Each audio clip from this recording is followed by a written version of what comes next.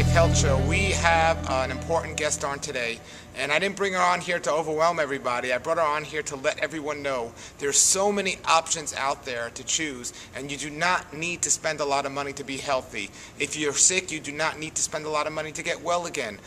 Our guest today is going to teach people how to research out certain types of methods of natural healing that do not cost a lot of money. And if they do cost a lot of money, she's going to show you how to do the research, how to weed one out from the other. It's very important information. And again, don't be overwhelmed. I always say try it before you deny it. And if it makes sense to you and you think it can help, research it. If it doesn't make sense to you, research it some more, because if she's talking about it, she's already did the research. She's a researcher. We're going to have the guest come on the show right now, but if you have any comments or questions, post them below the video and we will get to the answers.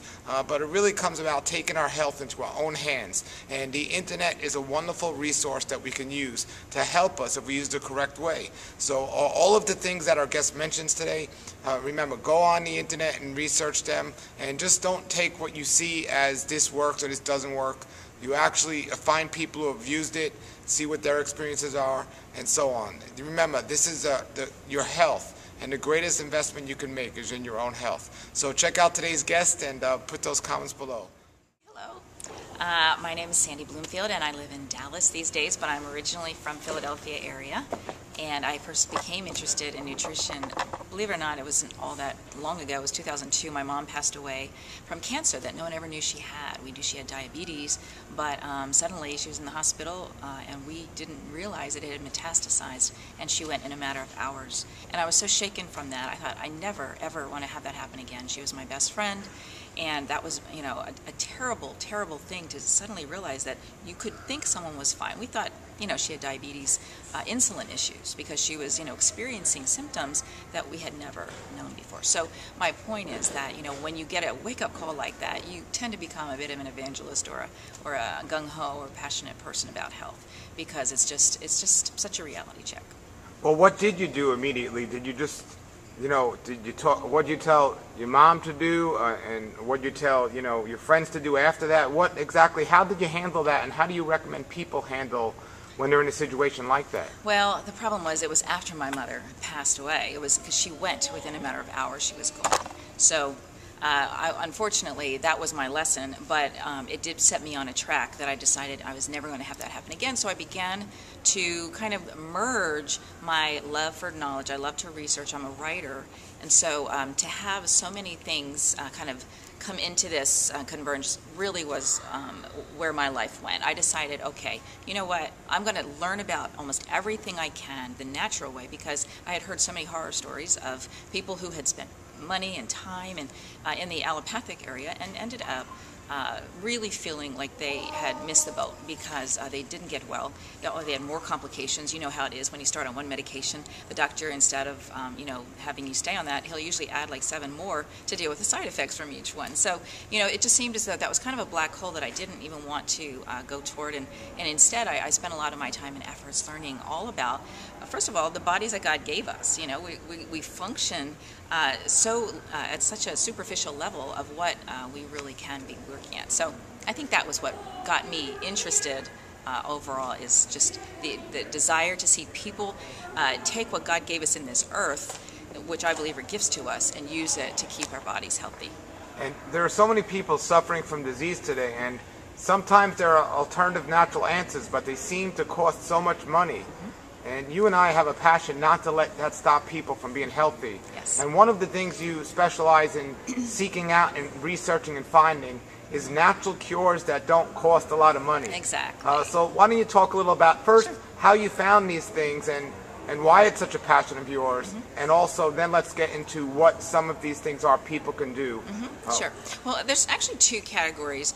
The one category would be health, natural alternative therapies that do cost something but are worth it, because there's a lot of things that are supplements and you're taking shots and throwing things at a wall hoping it sticks. But for example, ozone is one of my favorite therapies. You know, I've worked with people many times just through insufflations alone, which is, if you're not familiar with ozone therapy, you have to have just medical grade ozone, and you would basically just direct the ozone through a generator to the part in the body that needs the oxygen the most. So when you have a situation where you are putting it directly in there, like for, you've got cavities in your body that, with a catheter, you can really bring a lot of healing.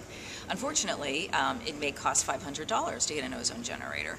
So instead of that, there's the poor man's idea, which is to take the hydrogen peroxide, which is also an oxygenating therapy.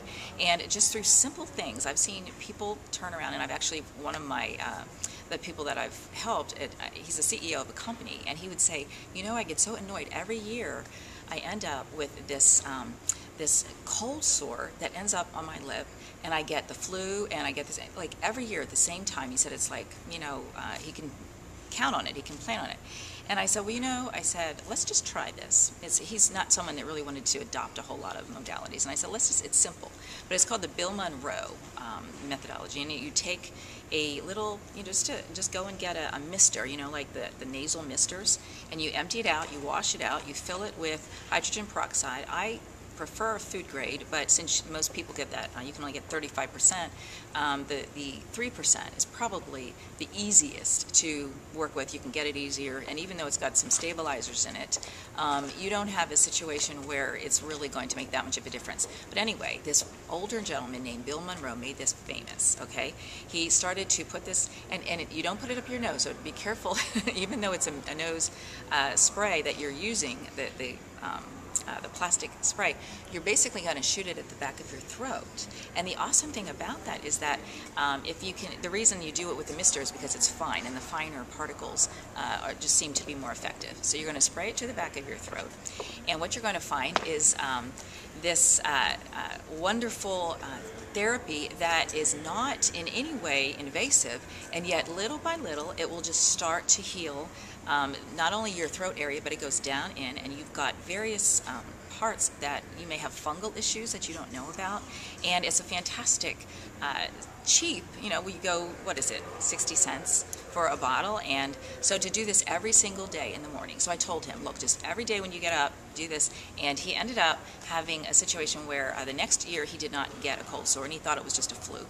And then the next year, so it's been about 4 years, and he's never had a single cold or cold sore since. Now, it's not just inhalation. You can also use, H2O2 baths. You just pour a few capfuls into a hot bath, and the heat itself is extremely healing. Hyperthermia, which is what Germany is very known for. People will fly there and get healed of cancer. So, a lot of these very basic, you raise the temperature high enough, it's based on the idea of a fever. You want to stop a fever, you want to keep it going, because that is where all of the pathogens and critters get burned out. Now, with this oxygen therapy, which is very successful if it's used correctly, yes, isn't it true that a lot of these things, like even herbs, if they're used the wrong way, they can be abused and create actually more damage than they're trying to create? Or even if they're mixed with the other therapies that are wrong, like if you have a vitamin C therapy. I don't know if you've heard recently, they had a fantastic story about a man who had been basically written off by the hospitals, and his family fought for him and brought in a lawyer who was an advocate to bring in this IV, and they set up a vitamin C IV.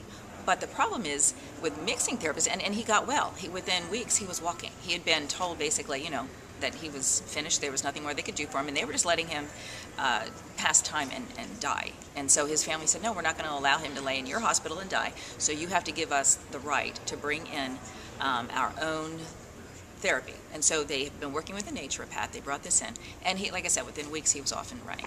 But if you were to try to mix, say, vitamin C therapy, you've got an antioxidant and an oxidant that you're trying to mix, and it doesn't work. So you can't just jump into something, going off half-cocked. You have to research it. I would love to say that because some of these things are simple, that they're all simple.